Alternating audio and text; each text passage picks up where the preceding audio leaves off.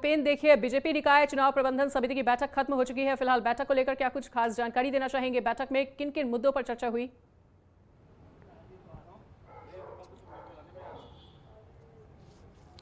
देखिए, निकाय चुनाव को लेकर जिस तरीके से नामांकन प्रक्रिया पूर्ण हो चुकी है और जिस तरीके से अब प्रत्याशियों को मैदान में उतार दिया गया है, वहीं अब भाजपा की ओर से जो है अब रणनीति जो है चुनाव प्रचार को लेकर जो है वो बनाई जा रही है। साथ ही जिस तरीके से जो बागी जो प्रत्याशी हैं उनको लेकर भी उनको मनाने की कोशिश भी यहाँ पर जो है वो की जा रही है। जिस तरीके से चुनाव प्रबंधन समिति की बैठक जो है वो खत्म हो चुकी है। हमारे साथ भाजपा के मीडिया प्रभारी मनवीर चौहान जी हैं। सर, जिस तरीके से अभी जो बैठक चली, क्या क्या एजेंडे उसमें तय किए गए, किस तरीके से रणनीति जो है निकाय चुनाव को लेकर बनाई गई? भारतीय जनता पार्टी के द्वारा निकाय चुनाव को लेकर के प्रदेश स्तर पर एक चुनाव प्रबंधन समिति का गठन किया गया है। उसको लेकर के आज हमारी एक महत्वपूर्ण बैठक संपन्न हुई। इस बैठक में चुनाव को लेकर के बूथ प्रबंधन से लेकर के हर प्रकार की रणनीति पर विचार विमर्श किया गया और जो चुनाव प्रबंधन समिति प्रदेश स्तर पर गठित की गई है उसको निकाय स्तर पर भी इसको ले जाने को वहाँ तक गठित करने का भी निर्णय लिया गया है। तो निश्चित रूप से जिस प्रकार से पूरे प्रदेश में निकाय चुनाव को लेकर के आम जनता में भारतीय जनता पार्टी के प्रति जो उत्साह है नज़र आ रहा है, नामांकन की प्रक्रियाएं पूरी हो चुकी हैं, उसमें बढ़ चढ़ कर जिस प्रकार से उत्साहपूर्वक आम जनता ने भाजपा के प्रत्याशियों के साथ अब नामांकन में भाग लिया, तो निश्चित रूप से एक प्रचंड जीत उत्तराखंड प्रदेश में निकाय चुनाव भाजपा को मिलने वाली है। अच्छा, बागी जो प्रत्याशी जो हैं उसको लेकर क्या कुछ रणनीति बैठक में रही, किस तरीके से उनको मनाया जाएगा और जो अगर नहीं माने तो उन पर किस तरीके की कार्रवाई पार्टी को?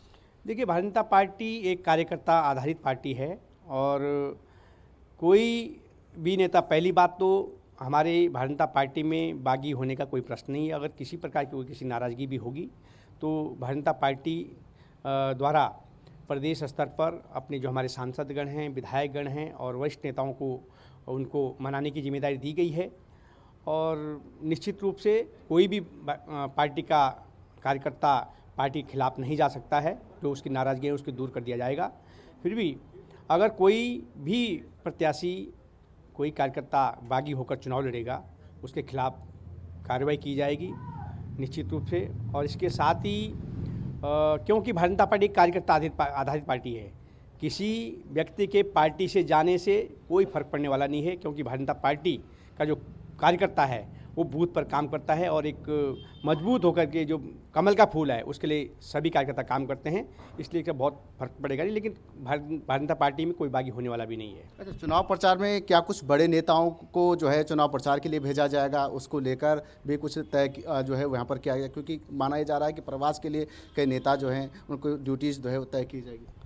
भारतीय जनता पार्टी के द्वारा पूरे प्रदेश स्तर में नगर पालिका क्षेत्र, नगर पंचायत क्षेत्र और नगर निगम के जो क्षेत्र हैं वहाँ पर सभी क्षेत्रों में हमारे आदरणीय जो हमारे प्रदेश के यशस्वी मुख्यमंत्री हैं माननीय पुष्कर सिंह धामी जी, सभी जगह उनकी डिमांड निश्चित रूप से सभी जगह से आ रही कि माननीय मुख्यमंत्री की सभा वहाँ पर हो, प्रदेश अध्यक्ष जी की सभा वहाँ पर हो। इसको लेकर के हमारी एक विभाग का भी गठन किया गया कि किस प्रकार से कहाँ पर किस व्यक्ति का उपयोग ज़्यादा हो सकता है, उससे हमको लाभ, पार्टी को लाभ मिलने वाला है, ऐसे व्यक्ति की जो समिति बनाई गई उसको देख करके सभी वरिष्ठ नेताओं के वहाँ पर कार्यक्रम लगाए जाएंगे।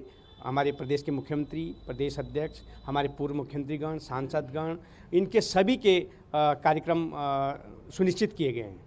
तो जिस तरीके से बैठक हुई, बैठक में कई सारी रणनीति, जिस तरीके से आपने सुना कि उन्होंने कहा कि पूरी रणनीति जो है वो तय की गई है कि किस तरीके से चुनाव प्रचार जो है वो किया जाएगा। साथ ही जो बागी जो नेता या कार्यकर्ता हैं जिन्होंने निर्दलीय तौर पर ताल ठोका है उनको मनाने की कोशिश जो है वो की जा रही है। अगर उसके बावजूद भी अगर वो नहीं माने तो उन पर जो है पार्टी फोरम की ओर से जो है वो कार्रवाई जो है वो की जाएगी। जिस तरीके से पार्टी फोरम से पहले भी ये कहा गया था कि पार्टी फोरम से जो है 6 साल के लिए जो है उनको निष्कासित जो है वो किया जाएगा। तो इस तरीके से एक रणनीति जो है बनाई गई। बैठक में साफ तौर पर यह भी कहा गया है कि जिस तरीके से जब चुनाव प्रचार चलेगा तो कई बड़े नेता जो है प्रवास के लिए जो है वो जा सकते हैं, कई जगहों पर दौरा जो है वो कर सकते हैं। इन तमाम चीज़ों को लेकर जो है बैठक में एक एजेंडा जो है वो तय किया गया। जी बिल्कुल उपेंद्र, तो देखिए बीजेपी ने तो अपना एजेंडा पूरी तरह से साझा किया और अपने बड़े बड़े वादों और दावों को भी रखा सामने, लेकिन ये भी जानना चाहेंगे कि देखिए कांग्रेस के भी अपने बड़े बड़े दावे हैं और वादे हैं। जनता पर किस पार्टी के दावे और वादे काम करते हुए फिलहाल नजर आ रहे हैं?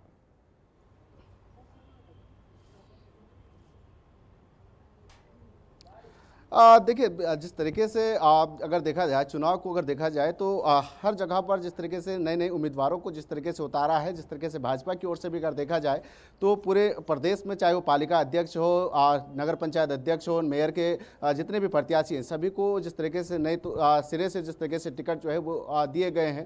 कांग्रेस की ओर से भी इसी तरीके से जो है इस बार प्रत्याशियों का चयन किया गया है। साथ ही पूरी रणनीति जो है दोनों ही पार्टी की ओर से जो है वो किया जा रहा है। कांग्रेस की ओर से भी इसी तरीके से रणनीति जो है वो बनाई जा रही है, भाजपा की ओर से भी इसी तरीके से रणनीति जो है वो बनाई जा रही है। देहरादून की खासतौर पर जिस तरीके से बात की जाए तो सबसे बड़ा वार्ड जिस तरीके से यहाँ पर है, 100 वार्डों में जिस तरीके से यहाँ पर मेयर का चयन होना है और इसमें भाजपा की ओर से सौरभ थपलियाल को जिस तरीके से जो है टिकट दिया गया है, वहीं कांग्रेस की ओर से वीरेंद्र पोखरियाल को टिकट दिया गया है। दोनों ही नेता छात्र संघ चुनाव से उभर कर आते हैं। जिस तरीके से छात्र राजनीति से लेकर अब तक का जिस तरीके से उनका सफर रहा है, तो ऐसे में दोनों ही काफ़ी बड़े नेता जो हैं यहाँ पर माने जाते हैं और जिस तरीके से युवाओं में अच्छी पैंट जो है दोनों नेताओं की अच्छी मानी जाती है। हालांकि दोनों जिस तरीके से जो है अलग अलग जिस तरीके से उन्होंने कल जिस तरीके से सौरभ थपलियाल से भी बातचीत हुई तो उन्होंने कहा कि जो यहाँ की मूलभूत समस्याओं पर जो है उस पर काम किया जाएगा। और वीरेंद्र पोखरियाल का यह मानना था कि जिस तरीके से जो 5 सालों में जो काम नहीं हो पाए, जो जिस तरीके से जो भाजपा के राज में जो काम नहीं हो पाए हैं, उनको उन कामों को जो है वो किया जाएगा। अब देखना होगा कि किस तरीके से चुनाव रणनीति जो है वो बनाई जाती है, क्योंकि कांग्रेस की ओर से पूरी रणनीति वो भी तय की जा रही है, वहीं भाजपा की ओर से भी रणनीति जो है वो पूरी की जा रही है। लेकिन देखना ये होगा कि किस तरीके से चुनाव प्रचार जो है वो चलता है और क्या क्या एजेंडे जो है वो रहने वाले हैं, क्योंकि भाजपा की ओर से बैठकें भी हो चुकी है, वहीं कांग्रेस अभी जो है चुनाव प्रचार के लिए कोई रणनीति अभी बना नहीं पाई है। उस तरीके की बैठकें जो है कांग्रेस में नहीं हो पाई है, लेकिन वो भी अपनी रणनीति में जो है वो बनाती हुई दिखाई दे रही है। दूसरी ओर अगर देखा जाए तो दोनों ही पार्टियां जो है चुनाव प्रचार में जुटी हुई हैं। अब जो है जिस तरीके से सिलसिलेवार नामांकन वापसी के बाद जो है पूरी तरीके से जो है चुनाव प्रचार जो है वो चलता रहेगा। हालांकि कांग्रेस में कई सारे ऐसे भी